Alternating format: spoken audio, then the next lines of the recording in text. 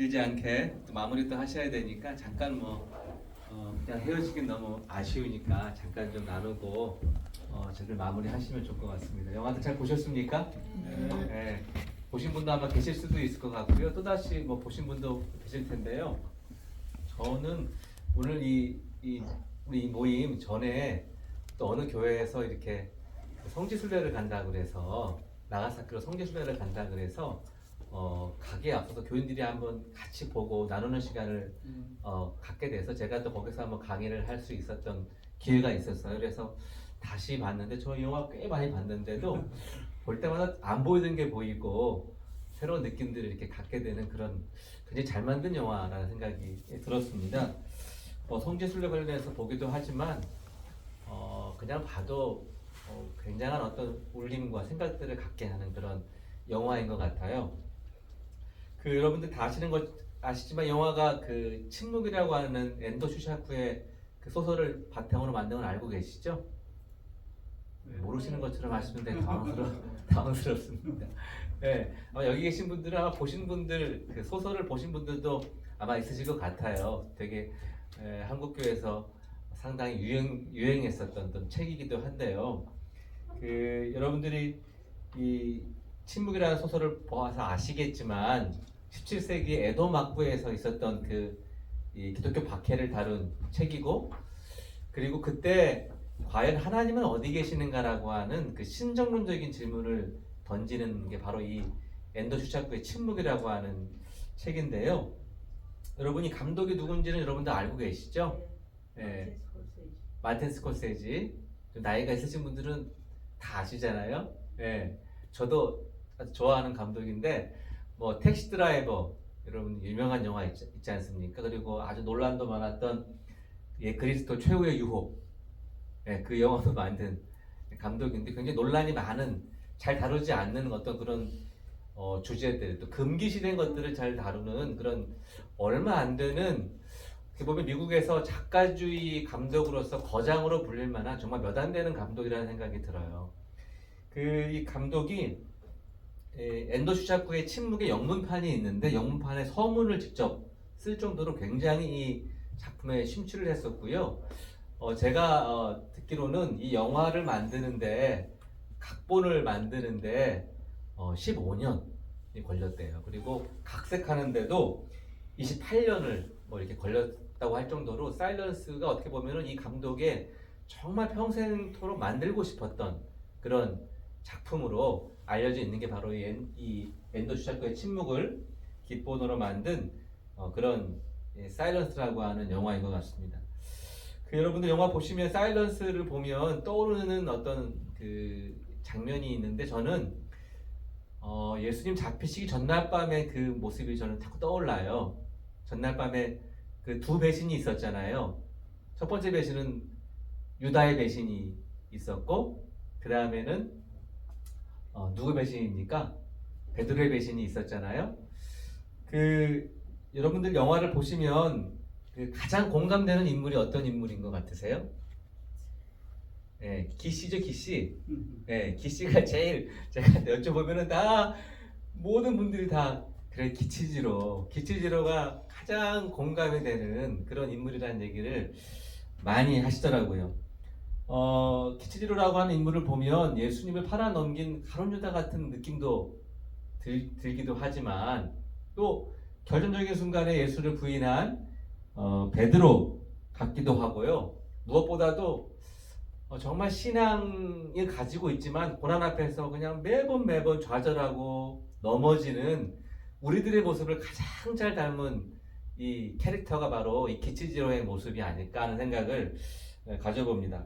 그래서 이 기치지로는 유다보다는 베드로에 가까운 그런 캐릭터가 아닐까 생각이 드는데요.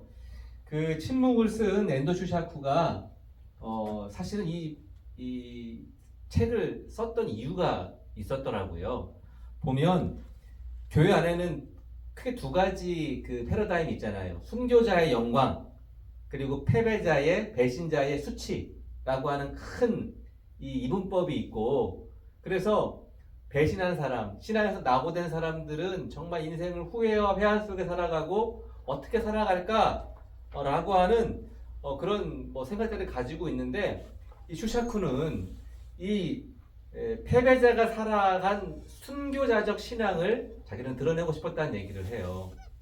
왜 그러냐면, 여러분들 이제 나가사키 가보신 분들 계시죠?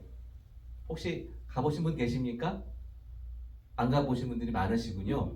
꼭 가시기 바랍니다. 이거 그래도 갈 수 있는 곳이 나가사키 같아요. 그렇게 큰 비용 안 들이고 갈 수 있는 곳인데, 거기 나가사키에 가게 되면 그 26인 그 일본의 26인 성인 박물관도 있고요. 그리고 물고문 그 뜨거운 온천 당했던 그 운젠 계곡도 거기 있습니다. 그리고 소토메라는 곳이 있어요. 소토메. 근데 거기가 정말 아름답습니다. 일본에 이렇게 아름다운 데가 있었나? 할 정도로 그런 소토메라는 곳이 있는데요. 거기가 어떤 곳이냐면 그 영화 보면은 그 물고문 그 거의 익사같이 해가지고 죽는 장면이 있잖아요. 십자가 세워놓고 바로 그곳이에요. 근데 그곳에 이 영화의 각본을 그러니까 그 소설을 쓴 엔도 슈샤쿠 기념관이 있습니다. 그 기념관에 가시면 정말 좋아요. 아주 잘해놓은 기념관인데요. 그 기념관 앞에 그 비석이 있어요. 아주 유명한 비석인데, 인간은 이리도 슬픈데 바다는 저리도 푸릅니다 라고 하는 그 침묵의 유명한 구절이 있습니다. 그 구절이 이렇게 있는데 그 비석을 보면 굉장히 뭉클해져요. 그런 이제 그 기념관이 있는데, 그 슈샤쿠가 그런 얘기를 하고 싶었어요. 근데 그 슈샤쿠가 교회 역사를 보면 순교자의 기록은 굉장히 많이 남아있잖아요. 근데 배교자의 기록은 거의 없어요. 그런데 과연 그 배교자들의 삶을 그렇게 그냥 좀 배교자니까 그렇게 그냥 아무런 이해도 받지 않고 그냥 그렇게 넘길 수 있을까?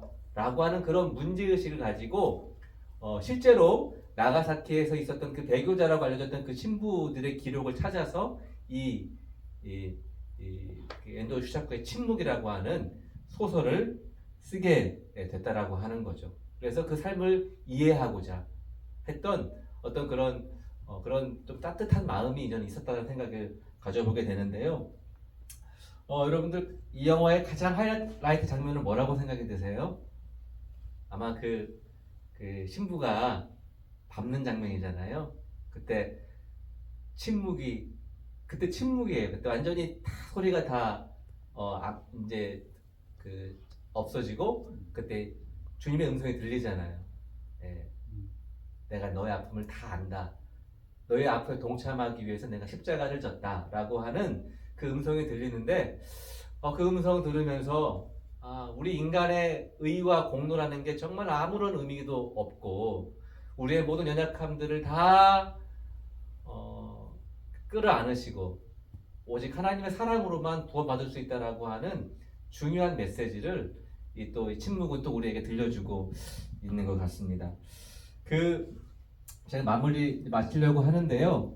이 영화를 이제 보시면서 이제 카톨릭 얘기 아니냐 하는 뭐 그런 분들이 이제 가끔 이렇게 계셔요. 보수적인 분들은 그런 얘기를 하지만 사실은 거대한 기독교의 역사 가운데 있었던 중요한 역사 중에 하나고요. 우리 거스를 수 없는 역사 중에 하나고, 이 영화는 그리고 이 영화의 근본이 된 엔도 슈샤쿠의 침묵은 거의 실화를 바탕으로 해서 만들어진 영화이기 때문에 정말 우리들의 삶 가운데 때론 넘어지고 때론 실패해도 여전히 우리들을 돌보시고 우리와 함께 계시는 그런 하나님의 놀라운 사랑, 그리고 우리 가운데 우리가 이해하지 못할 것 같은 사람들이라 할지라도 조금 더 그를 이해하고 함께 한 신앙의 지체로서 또 좀 더 이해하고 받아들일 수 있는 어떤 그런 소중한 마음들을 또 영화를 통해서 우리들이